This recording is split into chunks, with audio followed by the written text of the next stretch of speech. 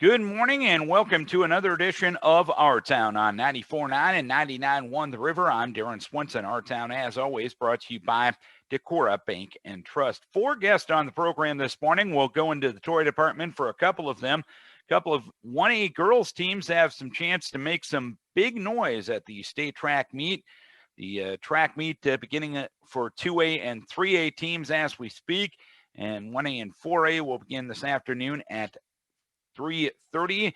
Chad Winters, head girls track coach at Key High, will join us, as will Dalton Hackman, the head girls track coach at Turkey Valley. Both those teams will be in trophy contention in Class 1A on the girls' side this weekend. The Friends of Fort Atkinson got some good news from the Iowa legislature this week. Kathy Gourley will join us to tell us about that good news. But we'll kick off the program this week and have our monthly conversation with Allamakee School Superintendent Jay Mathis. We'll do that right now. This is Our Town on 94.9 and 99.1 The River. Time now for our monthly conversation with Allamakee School Superintendent Jay Mathis as the school year about ready to close out in the Allamakee Community School District. And Jay, you've gotten to this point. You've done so with minimal or really no interruptions related to COVID-19. Now, phrase it the way I phrased it to Mark Lane when I had a conversation with him last week. Would it be appropriate to play Barry Manilow's "Looks Like We Made It" at this point? Yeah, you're dating yourself there. I was never a Barry Manilow fan, but no, that would be very appropriate. Yeah, it would have been nice a year ago if we had a crystal ball that would have told us that and assured us that, hey, it's going to be okay. We're gonna get through this, and because I wasn't. I tell you, for a while there, I was thinking we would be on for 2 weeks and then off for 2 weeks, and on for 2 weeks and off for 2 weeks. We just didn't know what was going to happen. What do you credit to? The ability to basically keep school going, keep in-person classes going all year? Well, it was certainly a team effort. You know, I think just. Everybody, you know, the cooperation we had from families and students and staff, you know, families, everyone kind of granted each other a little extra grace and understanding, and there were times that was hard with different things that changed on the fly, and so, you know, our custodians, our bus drivers, our cooks, secretaries, building principals, you know, and especially our teachers, just really rose to the challenge. And you know, one thing I told the whole group when we were kicking off the school year is, you know, our public is really counting on us to rise to this challenge, and I couldn't be more proud of how the staff has responded and met that challenge of this school year. Over the weekend, the district released a statement that said masks were now optional in school buildings and that you would no longer quarantine students. What went into that decision? Well, it was completely the new guidance that the Iowa Department of Public Health put out late Friday afternoon.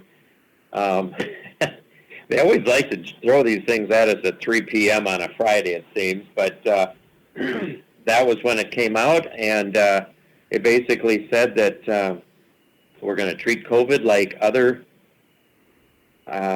childhood diseases, and so if you have the flu, you keep your kid home, but we don't, you know, do the contact tracing and quarantining. We'll still, you know, for the rest of this school year, contact trace if we've got some positive cases and let people know that their son or daughter has been in contact or in close proximity of somebody, but we don't have to quarantine them, and the recommendation for masks, you know, was taken away, but also one of the big reasons we had the mandate was we didn't want kids missing some of these special events like graduation because we were forced to quarantine them before those events and not let them participate. So that changed everything, and we've been waiting for that, and we were very happy that that new guidance came out. Obviously, when anybody deals with a hardship, learning lessons from those hardships is always key to proceeding and trying to improve yourselves. In your mind, was there anything that education learned in dealing with the COVID-19 pandemic that can better itself moving forward?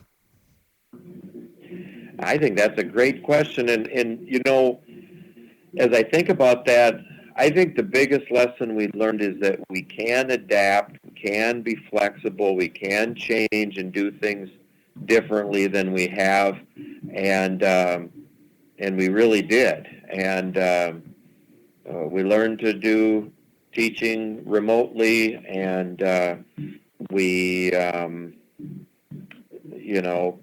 families had to adjust when their kids were quarantined for 10 or 14 days, and it was a learning experience for all of us. But I think the biggest takeaway was just that we can surprise ourselves with how quickly we can adapt and adjust to make things work, and there was a real spirit of cooperation that was really nice to see, Darren. Superintendent Jay Mathis joining us for our monthly visit. When we talked last month, you discussed the fact that standardized tests were taking place at that time, and the data from those tests would tell a lot on how the district should proceed, knowing the fact that a year ago you didn't have classes for 3 months at the end of the 2020 school year. Have you started that process of analyzing that data? Or is that going to be kind of an ongoing process? Well, it'll certainly be ongoing, and we haven't had enough time to really pour through all of those results. But what we have seen has been encouraging. We didn't have the results last year, so we can't do a direct comparison, and so we're kind of trying to look at where kids were 2 years ago, where they're at now. Did they make the growth that we wanted? In what areas did we really hit it out of the park? In what areas? So we haven't been able to really dive into that as specifically as we'd like to, but we do like overall what we've seen, but there are areas to grade levels or different standards and benchmarks that we'll find out which ones we really need to focus on. Your school board met this week. One of the items on the school board agenda was math curriculum. What did the board discuss? What did you present to the board regarding that specific issue? Yeah, so the board adopted a brand new, to us, curriculum for math, K through 12, and this was on our radar prior to the pandemic, and so we've been researching this for over a year. This year was a hard year to focus on anything but the pandemic and learning. But, our math teachers, which at the elementary level is every teacher, and our teacher leaders and curriculum director, building principals, spent a lot of time, researched what other schools were doing. I got samples of the different materials and made what seems to me, and I'm a former math teacher myself, a very impressive choice. Some of the materials are online materials. For the elementary kids, it's kind of a combination workbook, textbook, and so we adopted a license for the next 6 years for our math curriculum moving forward. So we're excited about that. And how is it going to be different than what was being taught presently or in the past? Like I said, some of the resources are more online. There's also more of a connection with the standards and benchmarks, and also the continuity from grade level to grade level. But like I mentioned, one of the differences with the elementary kids is instead of having a separate workbook, textbook, online is it's kind of combined, so we'll get new books each year that the kids can write in, and instead of having a separate notebook or workbook, it's kind of research-based approach that this will help those kids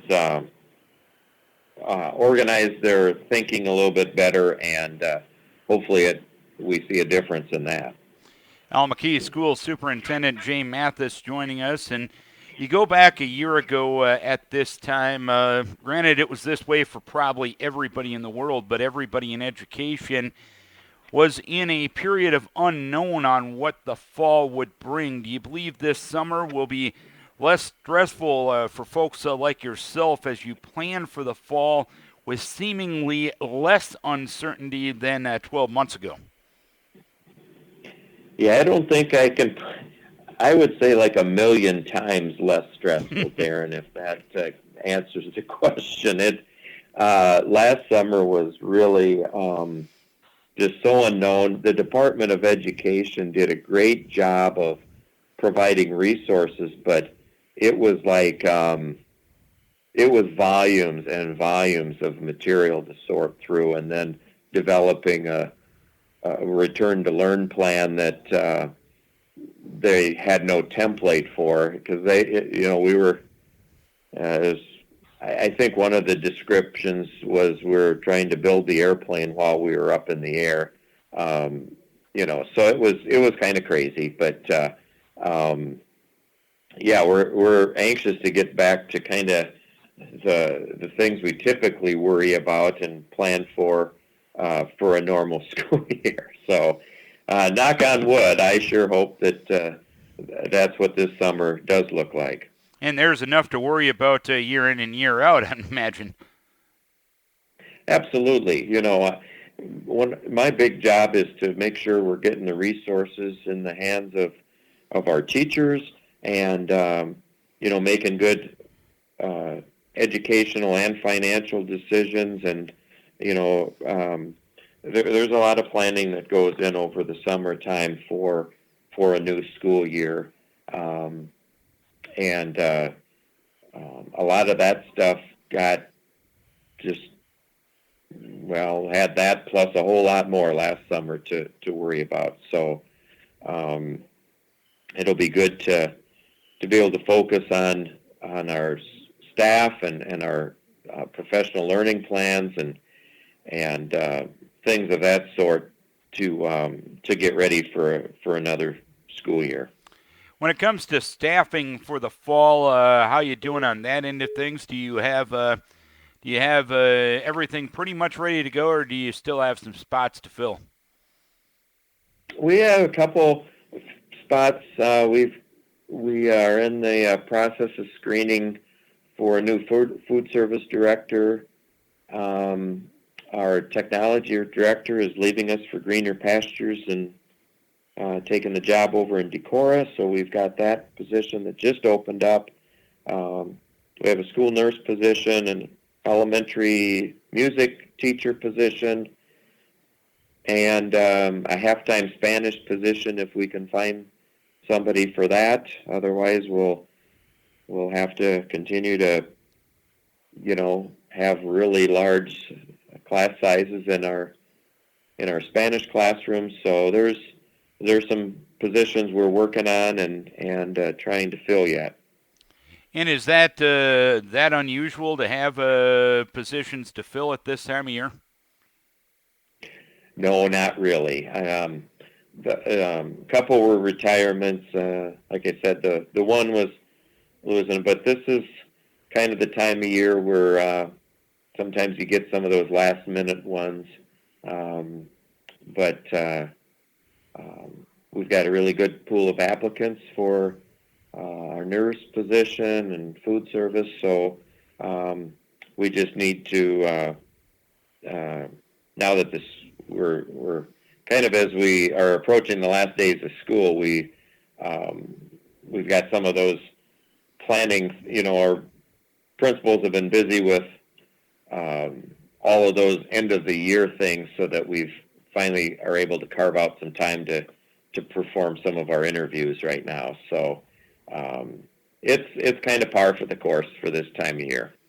You got commencement coming up this Sunday. Will the event look as normal as it did a couple years ago, or as normal as you possibly can have it here in 2021? Yeah, it'll look very normal.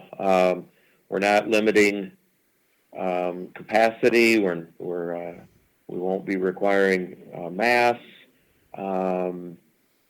It should look like it's very similar to what it did 2 years ago, other than, people that need to or choose to wear a mask will be allowed to do that, of course, without judgment. But I think the majority will, just like the awards banquet the awards presentation last night for the high school, the majority of people are feeling safe about coming to these events now without masks, and either through vaccinations or the low positivity rate right now. And final question for you, Jay. As you close out this school year, pretty much unlike any other that you've been in education, what's your overall message to the Allamakee Community School District community about where you've been and where you've gotten?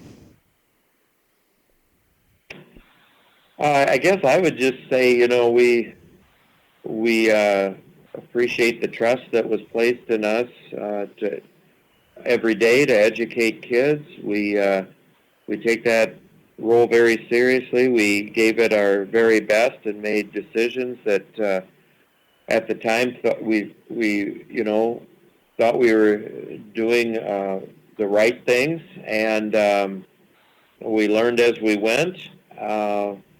And we're proud of the end result, and sure appreciate the support and all the thanks that we've received, and or any constructive criticism or advice along the way. We as they say, it takes a village, and it was never a time more evident than this school year. Jay, appreciate the knowledge and the information you provide us as always. We look forward to our conversation next month. Thanks for taking the time once again. All right, Darren. Hey, thanks a lot. Jay Mathis, Superintendent of the Allamakee Community School District. A few weeks ago on the program, we talked about efforts taking place to raise some funds to keep up the Fort Atkinson historical site, and those efforts have been successful. I know we talk a lot about public efforts on this show. What I don't do enough, and it's my fault, is talk about the success stories. And here's one today, as Kathy Gourley, who was with us a few weeks ago, is back with us on the show this morning. And Kathy, obviously some good news to report. Let's break down what you received previously from the federal government, what you needed, and what has happened in the state legislature since we talked last. Okay. Well, a couple of years ago, we were successful in getting a $497,250 grant from the National Park Service's Save America's Treasures grant. So that's just under $500,000. And we need an equal amount of matching money before the project can be fully realized. And the Friends of Fort Atkinson, which is a nonprofit group up in Northeast Iowa, have been working and have raised about $18,000 through grants and private donations. And we had gone to the state legislature requesting some funds. And late on Tuesday night, the legislature passed a bill providing $100,000 to the Fort Atkinson project. So that will give us money to get started with a condition assessment of the buildings at the fort. And then once we know specifically what all their needs are, we can prioritize those needs and start working on things like masonry repair and roof repair if that's needed, that sort of thing. And I know you've been involved in these efforts in the past, and how rewarding is it to know the fact that there's a need here, know the fact that there's money needed to reach that need, and finally get that effort rewarded? How happy were you when you got the news on Tuesday night? I was so thrilled. I didn't sleep much that night because I was just beaming. A lot of people reached out after your radio hosting a couple of weeks ago, reached out to their legislators, and those legislators listened and came back with some substantial funding for the fort. So that is a truly thrilling thing. And you mentioned one of the first things you're going to do is an assessment of what's needed to be done at the Fort Atkinson historical site. What else is on the agenda? What would be the next step, I guess, after that initial assessment? The project requires a condition assessment to look very carefully at the current condition of each of the buildings and decide what the highest priorities are. When the application went to the National Park Service, we assumed that the highest priority would be masonry repair. But we did say in that application that if some other issue comes up as a more urgent need, we would focus on the more urgent need.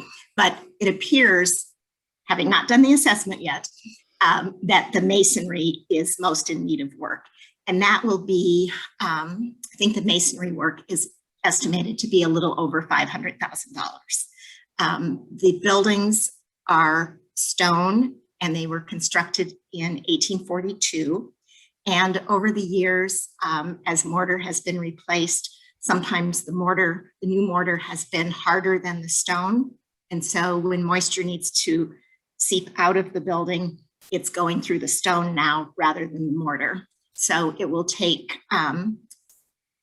skilled laborers using hand tools to scrape out the bad mortar and put in appropriate mortar. So it's a pretty intensive hands-on thing. After that, we think the second priority would be painting the fascia boards and the windowsills and the doors. And then another part of the proposal is to put in a walking path so that, which would be just like crushed gravel, so that people can more easily walk through the area, make it a little more accessible to folks. And you mentioned you got the help that you wanted from the Iowa legislature regarding the funding. Is the private fundraising effort still going on? And if so, how can people get involved? It is still going on, and monies can be sent to the Northeast Iowa RC&D, which is in Postville. I don't know if I have, here we go.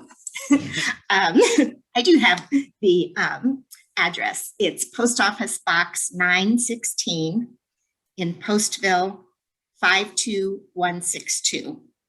And please put on it, attention, Fort Atkinson project. We certainly will continue because we do need a total of almost $500,000 in match. But this money from the legislature will give us a great opportunity to get that condition assessment done and get started on top priorities. And anything else you want to pass on regarding this project, how folks can get involved, and anything else you want the public to know as long as we have got you on the horn this morning? Okay.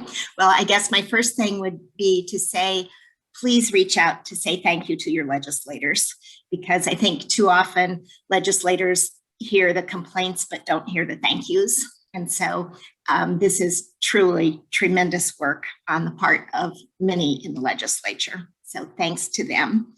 I'm sure that you'll be seeing and hearing more from us as we work on raising more funds. Certainly, if you have the opportunity, do visit the fort. It is, the gates are opened throughout daylight hours every day of the week. And there are interpretive signs that you go and see. Also, if you Google Fort Atkinson historic site, you will find out more information about the fort. There isn't a dedicated site, but you will see many links. For example, the Department of Natural Resources has some information about the fort on it. The city of Fort Atkinson has information on it there. I think there's even a Wikipedia entry for Fort Atkinson. All right, Kathy, we appreciate you taking some time. Always good to report some good news, and that's exactly what you guys got from the state legislature this week. And I'm sure we'll be talking in the future. Congratulations for your efforts for now. More work to be done, but what happened this week was a big help. Absolutely. Thank you very much for this opportunity. Kathy Gourley from the Fort Atkinson group that's trying to raise money to upkeep the Fort Atkinson historical site. They received $100,000 from the Iowa legislature this week. It's been a very good season for the Turkey Valley girls track program, and they're in a position to do some big things this weekend at the state girls track meet down in Des Moines. Dalton Hackman is the head coach of the Turkey Valley girls. And Coach, what has made this a special group to this point in the season? Well, I'll tell you what, we always are working hard. Let's put it that way. I mean, day in and day out, these kids show up and they want to be here. Late, I give them a workout, and half the time it seems like they want to do a little bit extra at the end anyway. I got a couple of them asking if they can go for a little bit longer run or whatnot. Yeah, these girls, they want to be here, they want to work, and it's paid off so far. We're sitting pretty good in a couple relays right now and an open event as well, and we'll see what happens here in the next week. And I know you had a pretty good state track qualifier down at Edco against a lot of teams that provided you some great competition, facing some state caliber competition in many of those events. How does that help prepare you for this weekend in Des Moines? Hey, it's perfect, because in order to run well, you got to run against teams that are good too. But it's seeing Key High in that distance medley is actually pretty big for us. They're sitting number 2 right now, I believe, if I remember seeing that correctly. And some, teams like that making us push at the district meet only make us better, because now we know what we can do, and we get down to that state meet here, and I'm ready to see what our girls can handle down there, because the competition's even better. It's a bigger stage, and we got some competitors. I think we'll be pretty good. Right now we sit about 3 seconds ahead of the competition in the distance med. And like I said, Key High's number 2, and they were at our district. So it'll just get better from here on out. I'm hoping that we can go break our school record one more time while we're down there. Obviously, Jalissa Blazik has had a very good year. She was 3rd place at the state cross country meet this past fall, and has the top time in the 800, also part of that sprint medley and distance medley that you talked about, and has the top time going into this weekend. What makes her click? What makes her so talented? Well, like I said about, kids who want to practice a little bit more, she would be the one right there. She makes everybody else on the team that much better around her too. I mean, she just wants to go. She's a competitor. I can't hardly even coach her up. She's so natural on her own. She wants to be there. She pushes herself. She's got the heart. I mean, I don't even, she almost makes it too easy on me, if I'm being honest there. And she's a hell of a kid. Yeah, it's nice to see her 3 races there, number 1 in Class 1A. It doesn't mean a whole lot right now because everybody else is gonna go faster too. But I like where we sit. At least we have good lanes in the sprint med and distance med. I like that. The idea of that they're gonna run against the best down there. They'll go that much faster because of it. Our 4x8, we haven't really had a shot to see a whole lot of competition. That's been crazy good this year. Like I said in that press release I sent you, we're about 10 seconds ahead of the competition there in the 4x8. Well, that's pretty tough for some of those girls to get around the track and run an 800 without anybody by them. So down at the state meet, I see there's 4 other teams ahead of us. So the time that we're looking to hit to break the school record, I would say we should be sitting right there at number 1 or 2 down at the state meet for the 4x8. And the girls know what they need to hit, and they're going to try their best, and we'll see what happens with that one too. So we're looking at some good events here that Jalissa's in, and some other ones that she's not as well. I mean, we're sitting pretty good in a lot of areas. So obviously, we've touched on the distance events to this point, but your sprinters have been pretty good this year. Your 4x1, your 4x2 in, Olivia Snyder in the 100. What's made it click for your sprint type events this year? So a couple of years ago, we were right on the edge. We weren't quite there with the sprinting events. Obviously, our times are significantly better than they were a couple of years back. Picked up a couple kids here, though. Olivia Snyder coming in. We didn't have a season last year, so I didn't know what to expect out of a couple of our sophomores. And she's been a great addition. I had no idea she'd be able to run 100s nearly this fast, that's for sure. Claire Courtney's also been a heck of an addition to our team. She came in from Southwind, and she's done great things for us. She said she wasn't even in track when she was younger. So,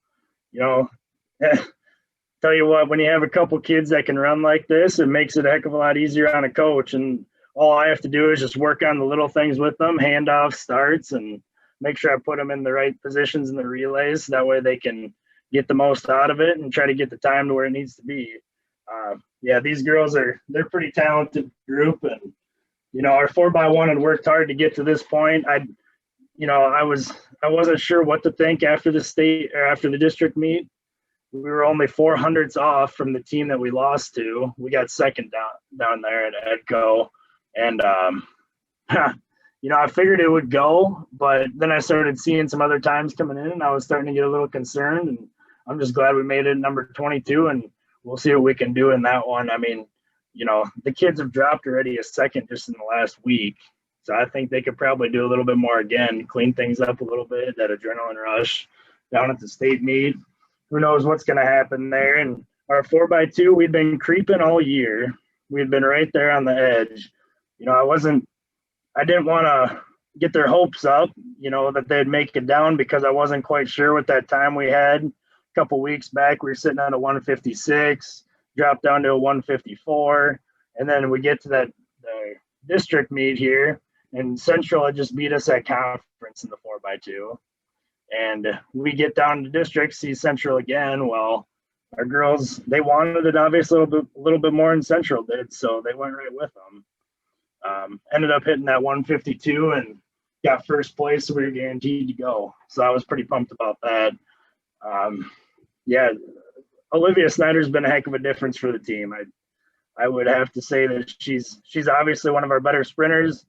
Sitting number 8 in the 100 like she is right now, or tied for 8th, I should say. She's number 10, but there's 3 girls with that 13.16 down there in that 100. So yeah, it's going to be quite the state meet for us here. 7 events going.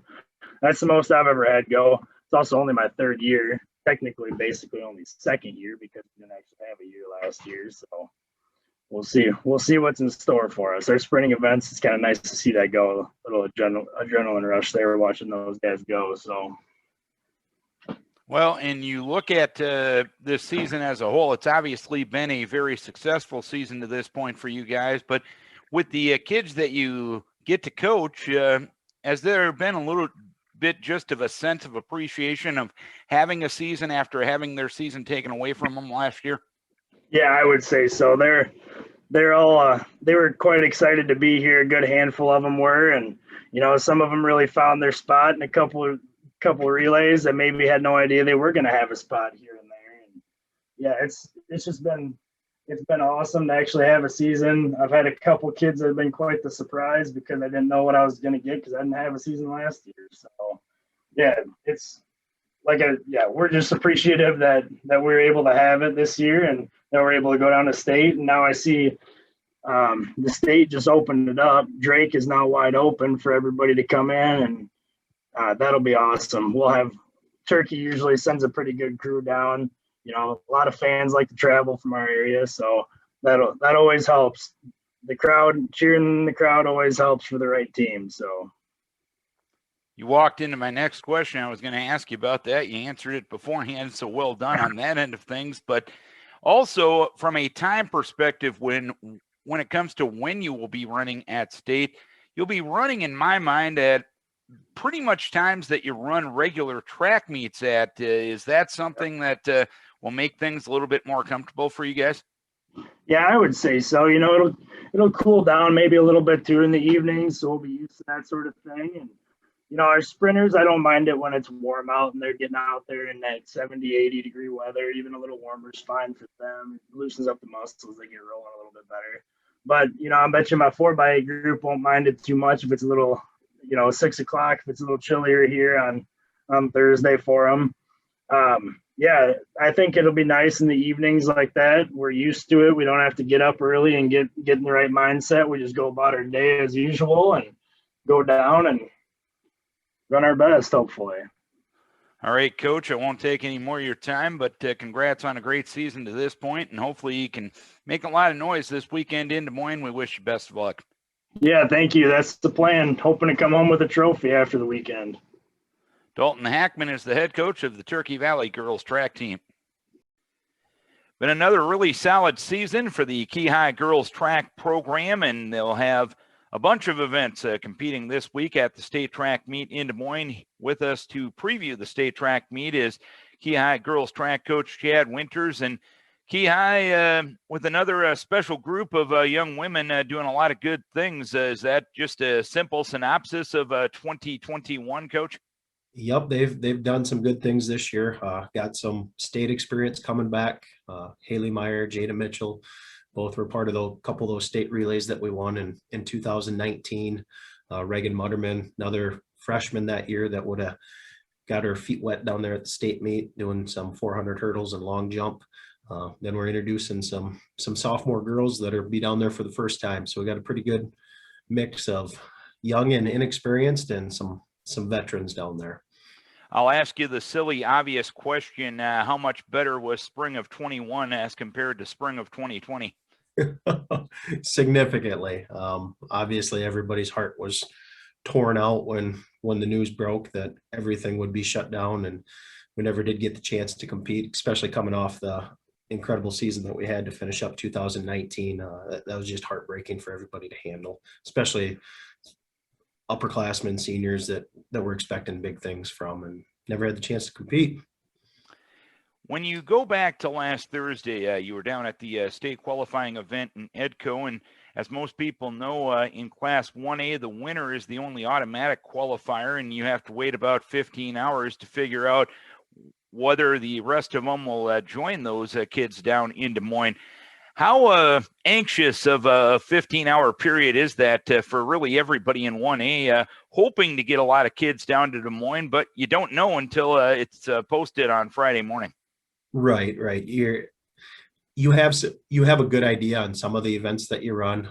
That district, just top to bottom, is so tough. I mean, year in and year out, there's multiple state champions that come out of that district.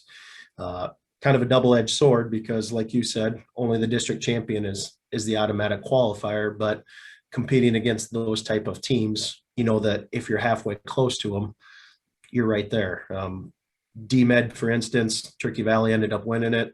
We were second, a couple seconds behind, and those were the top 2 times in 1A for the DMed.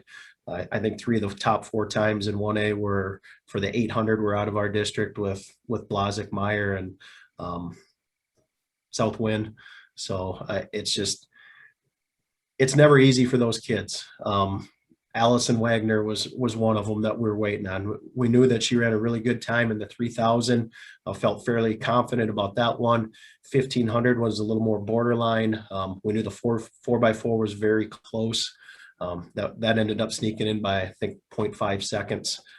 So it's always good news when that final tally comes in and you're able to see what you are actually running in Des Moines the following week. You talked about Haley Meyer a little bit earlier, of course, on your state championship team. I remember her in the 1500 that Saturday afternoon, passing about 4 girls down the front stretch. And without that, you guys don't take the tallest trophy. And that was just the tip of the iceberg to what she's done in her career to this point. How much better is she now than her freshman year when she did something so key to help you win a state title? Significantly. She's just continuing to improve. Obviously, most people in the area saw what she did during the cross country season, able to run to the individual title and in Fort Dodge last fall. There isn't too many girls that could handle what I asked her to do last Thursday. You got the 3000, the 15, the 8, and then the 800 and the distance med. You can't do any more than that in a track meet. Distance wise, that's a tough ask, and she put down 4 quality times in every one of those events. The Pogie girl from Tri-Center, who was she was the defending state champion in cross country the year before. She's a very similar type girl that Haley will actually end up seeing in all 4 of her events down there. But asking a kid to put in that type of effort takes a special type of kid, and she answered the bell every single time on Thursday night. And within that district, you had Jalissa Blazik as well from Turkey Valley, Billy Wagner from Southwind, and a few of those distance events. They were 1, 2, 3 down at the state cross country meet. How does competing against those really state caliber kids on a meet by meet basis, like you often get the opportunity to do, how does that help you guys really get ready for the Big Blue Oval? Significantly. They're competitive girls. I'll be honest, we don't see Southwind a ton. We do see Turkey Valley quite a bit. Coaches may talk beforehand to make sure that they match up a time or two during the meet, just to make sure that we get out of them what we want to get out of them. Coach Hackman and myself had a couple conversations previously in the year. Jalissa's running fantastic right now. She's on a mission. Haley's on a mission. Good things are going to come from Northeast Iowa at the state track meet this week. You can almost guarantee it. And I know it's a little bit different of a schedule for the afternoon session for Class 1A, but to me, it's almost like the normal times you would run a track meet if you're running in an afternoon. Is that fair to say? Yes. That's one thing you always worry about when you get thrown in the morning session. If all of a sudden you're running at 9 o'clock, that DMed on Friday morning instead of 3:30 in the afternoon, if you don't got morning kids that don't respond to the bell very quick and get moving and just aren't those type of kids, it can be a battle. Like you said, that's typically when we run our track meets. The issue we got to overcome is we're in a hotel room, we're 4 hours from home. How do we kill that time without letting nerves build up? A couple of them have handled it in the past just fine.